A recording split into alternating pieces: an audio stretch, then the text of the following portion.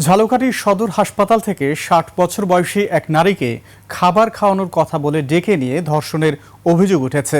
Police জানায়, সোমবার দিবাগত রাত ৩টার দিকে হাসপাতালের গাইনি ওয়ার্ড থেকে ওই নারীকে ডেকে মোটরসাইকেলে করে অজ্ঞাত স্থানে নিয়ে যাওয়া হয়। সেখানে একাধিক ব্যক্তি তাকে ধর্ষণ করে বলে অভিযোগ করা হয়েছে। পরে ভোরে ওই নারী হাসপাতালে ফিরে আসলে হাসপাতাল কর্তৃপক্ষ তাকে ভর্তি করে পুলিশে খবর দেয়। খবর পেয়ে পুলিশ ঘটনাস্থল পরিদর্শন করে। এই ঘটনায় জড়িত সন্দেহে বিল্লাল শিকদার নামে এক যুবককে আটক করেছে পুলিশ।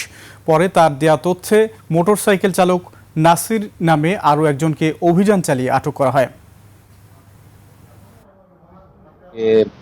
বাইরের লোক হাসপাতালের ভিতরে ছিল। তো আমি যেটা জিজ্ঞাসাবাদ করছি এটা হচ্ছে, আমরা যে পুলিশ আসছে আমাদেরকে, আমরা যে সিসিটিভি ফুটেজটা আছে সিসিটিভি ফুটেজটা পুলিশকে আমরা দিচ্ছি। তার দেওয়া তথ্য অনুযায়ী ইতিমধ্যে আমরা সাসপেক্টকে গ্রেপ্তার করেছি। তার নাম বিল্লাল, এবং সে জানিয়েছে যে তার সাথে আরেকজন ছিল। তাকে গ্রেপ্তার করার জন্য পুলিশের কার্যক্রম অব্যাহত আছে।